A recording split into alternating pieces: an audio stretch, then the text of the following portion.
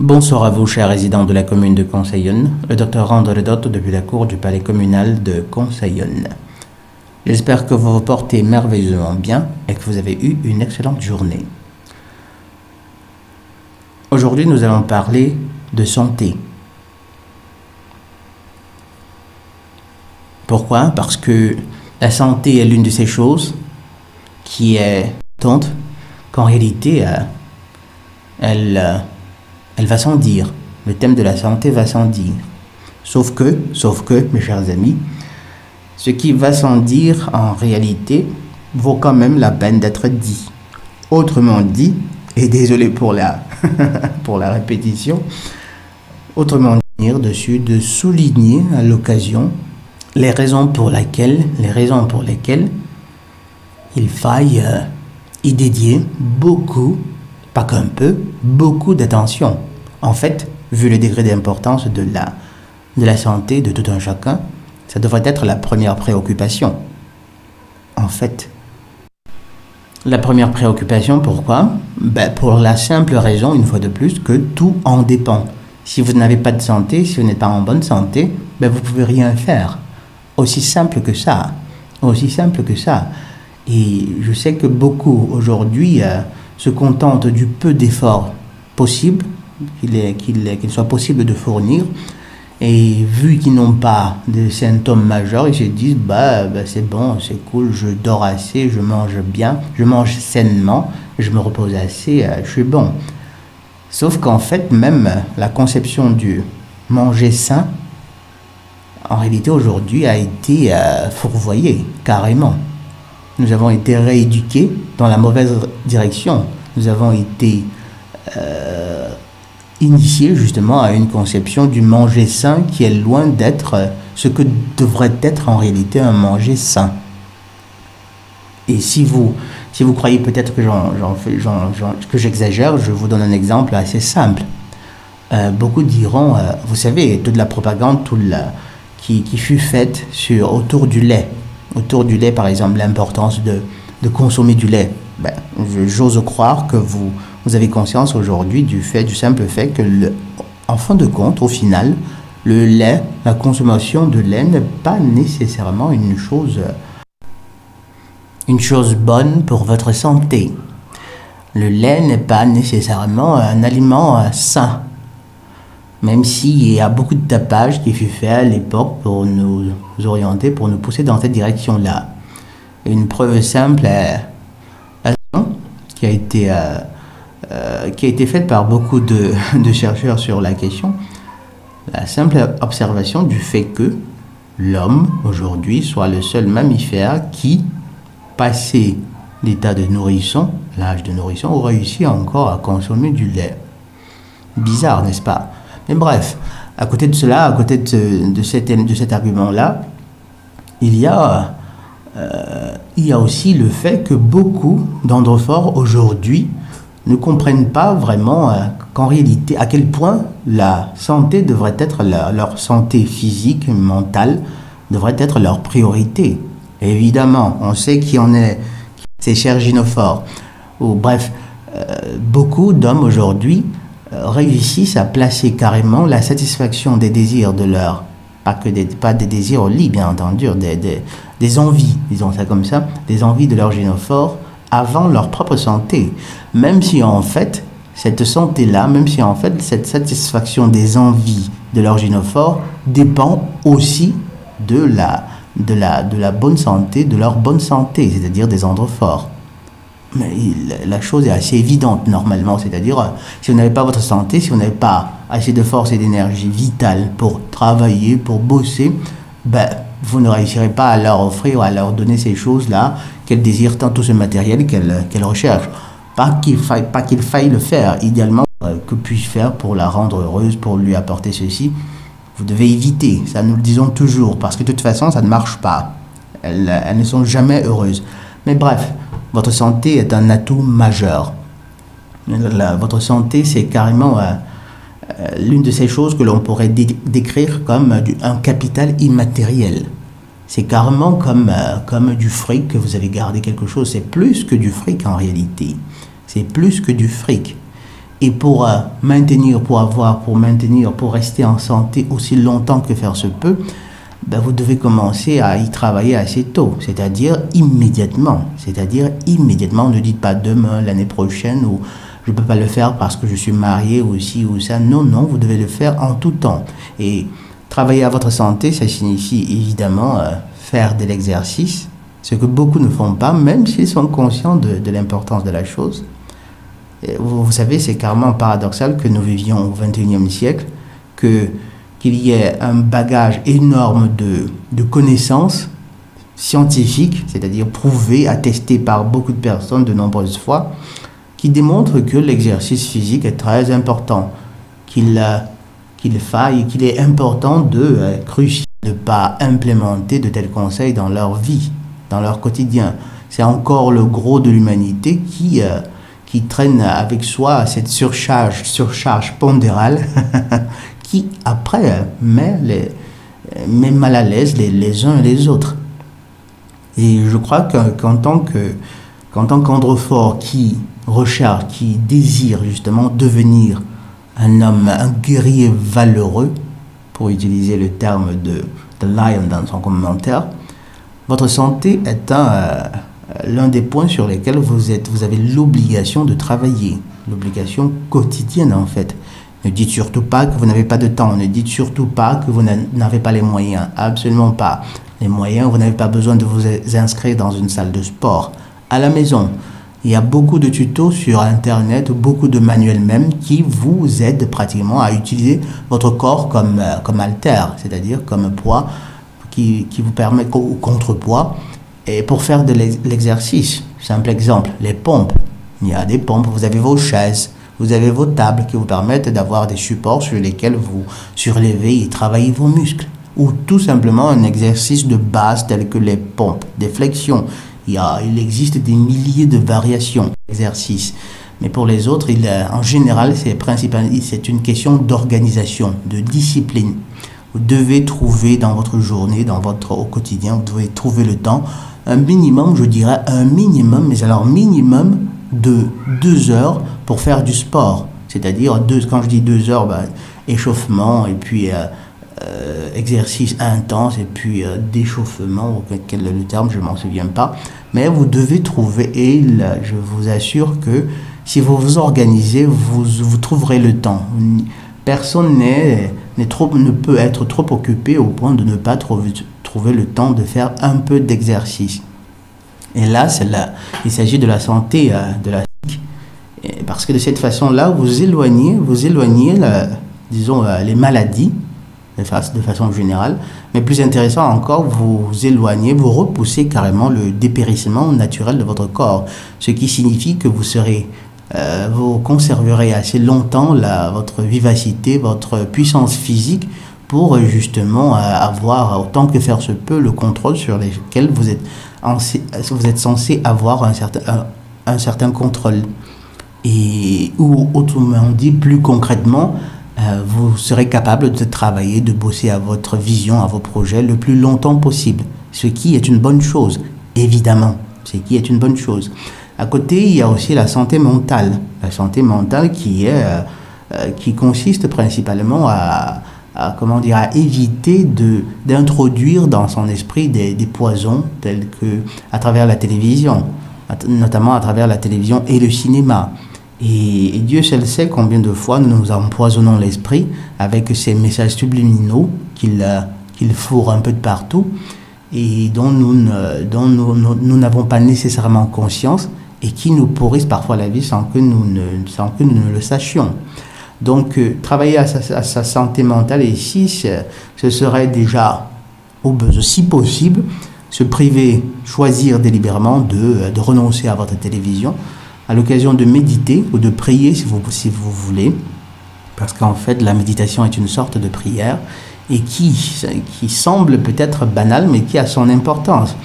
Parce que lorsque vous méditez, c'est en fait une sorte d'introspection que vous faites, une sorte de calme que vous créez dans votre esprit afin de laisser s'exprimer cette petite voix qui est la voix de votre ange gardien, la voix de votre conscience, la voix de l'Éternel.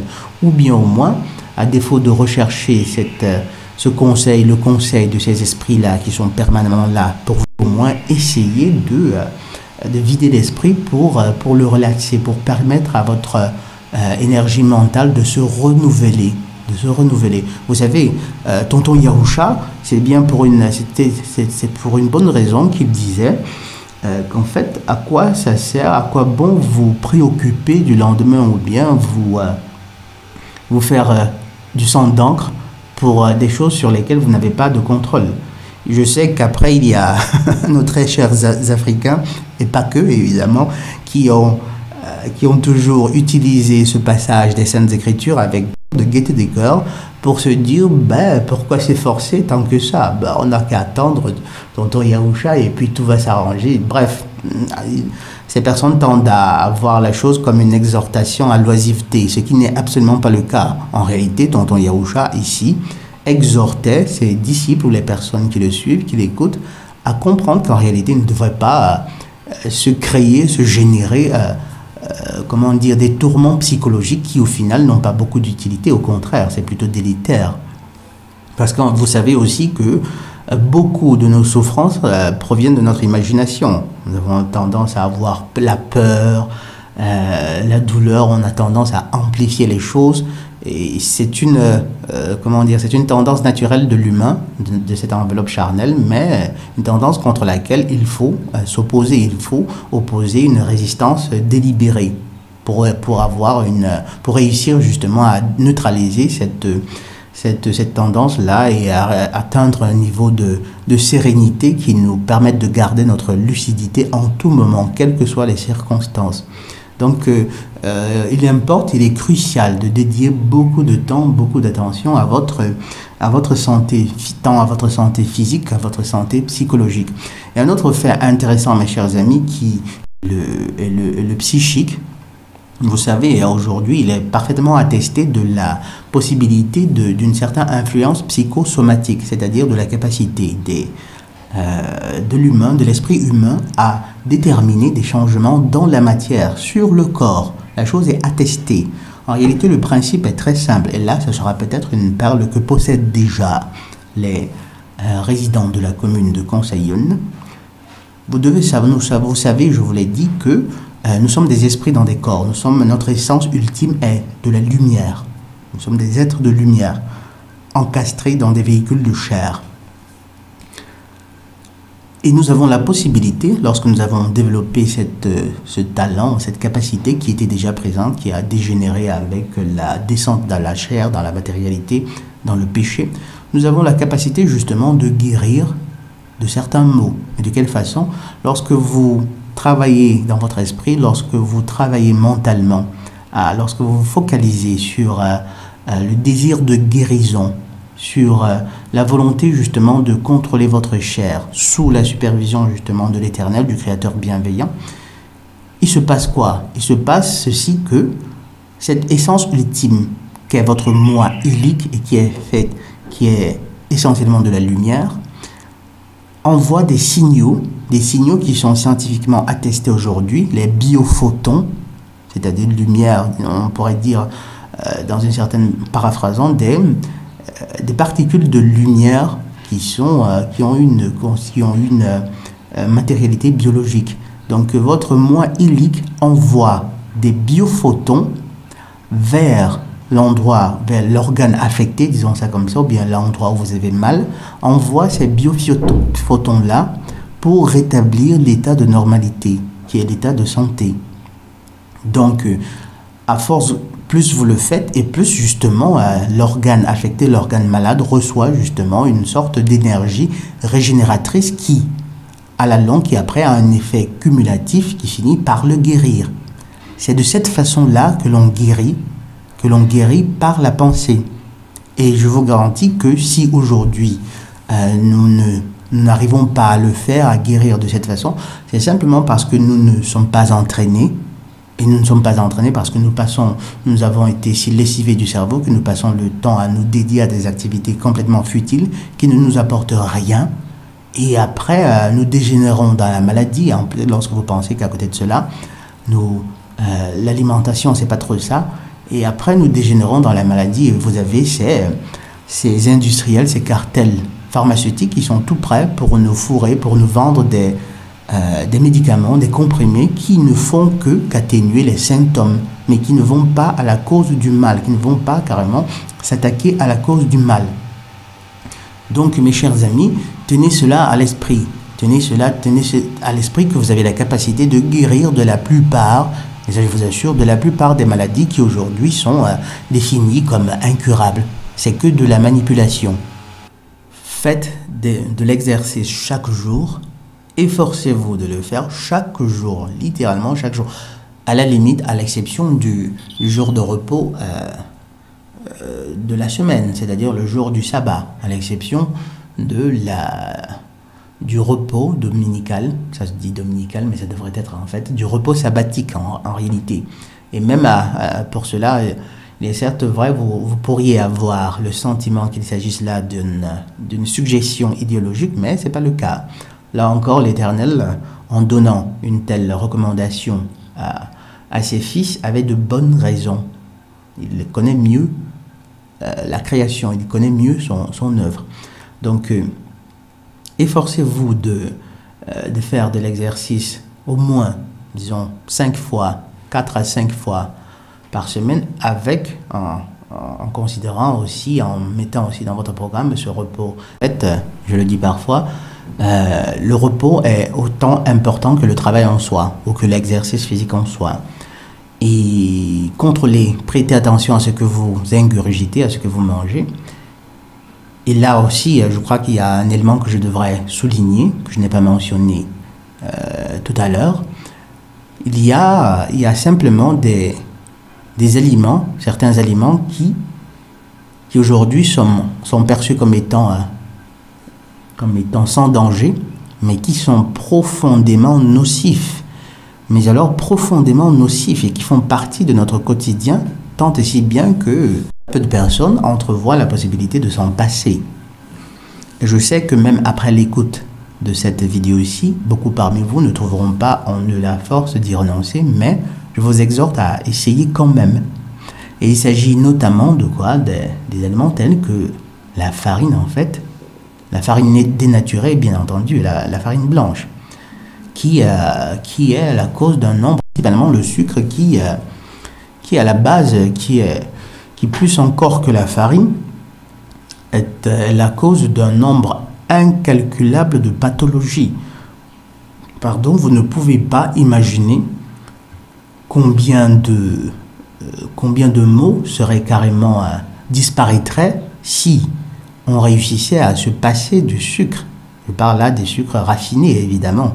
Je ne parle pas des sucres naturels que l'on trouve dans les fruits. C'est simplement un poison dont la capacité de destruction qui est même plus addictif encore que la cocaïne. Il y a un chercheur qui l'a démontré de façon scientifique.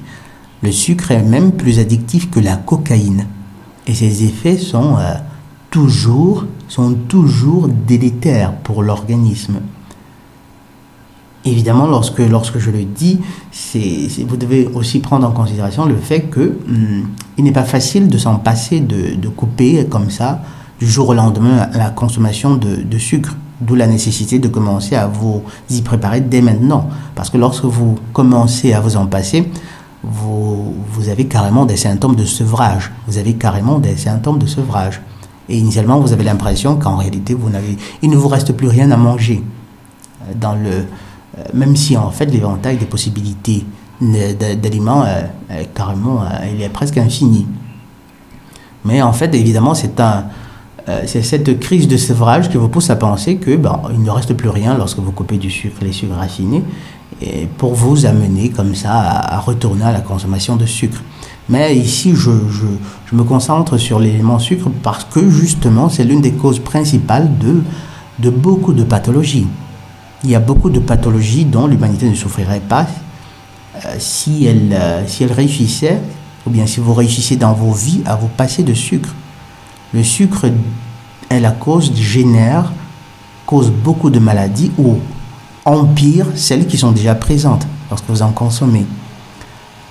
Donc, se nourrir sainement, c'est pas que consommer principalement des légumes, des fruits et légumes, Mais c'est aussi choisir, réussir à s'imposer, de renoncer à beaucoup de ces plaisirs coupables que nous avons, notamment la farine, le sucre et l'alcool. Et l'alcool, évidemment. Une autre vidéo sur ce thème-là, sur ce thème de la santé, sur les dégâts que peuvent causer dans l'organisme le sucre. Et évidemment, je sais, je ne suis pas médecin, mais je crois que nous sommes à une époque où il y a pouvoir faire opérer des choix d'alimentation plus raisonnables. Et nous devons le faire. Donc mes chers amis, mes chers résidents de la commune de Conseillonne, faites tout, luttez pour votre santé physique et mentale, presque comme si votre salut en dépend. Parce que dans une bonne mesure, en réalité, votre salut en dépend. Vous savez que en réalité, entre le corps et l'esprit, il y a une sorte de cercle causal qui peut être soit vicieux, soit vertueux. C'est-à-dire, plus vous prenez soin de votre corps, plus vous avez assez d'énergie, plus mentalement vous êtes plus lucide, plus serein, ce qui vous donne davantage d'énergie encore pour accorder du temps, consacrer du temps au maintien, à l'entretien de votre corps. Ça donne une sorte de cercle vertueux justement, de motivation. Par contre, lorsque vous commettez l'erreur de décaler, de négliger par exemple votre corps, c'est un exemple, vous tombez par contre dans le cercle vicieux, c'est-à-dire plus vous vous sentez mal parce que vous ne prenez pas soin de votre corps, de votre enveloppe charnelle, et plus vous vous sentez mal psychologiquement, ce qui vous pousse davantage à faire les mêmes choix qui ont détruit, qui ont amené votre corps à se dégrader. C'est-à-dire que plus vous faites vous sentir mal psychologiquement, et puis plus vous vous sentez mal psychologiquement, plus vous y retournez. Donc il s'agit de briser ce cercle vicieux-là pour se déplacer par contre dans un cercle vertueux qui justement dans le même cercle causal va vous amener petit à petit à vous sentir mieux, à être plus lucide, à mieux travailler à vos rêves, à vos projets de vie, et ultimement, et en ultime instance, à votre salut. Bref, ce sera tout pour aujourd'hui. Je vous remercie pour l'attention que vous avez, pour le temps que vous avez pris pour écouter cette vidéo. Et évidemment, comme d'habitude, pour votre santé physique et mentale, rappelez-vous aussi que soit nous souffrons pour nous perfectionner, soit nous souffrons de nos imperfections. Le docteur André Dotto depuis la cour du palais communal de Conseillonne. Sawabona et la paix de Ya.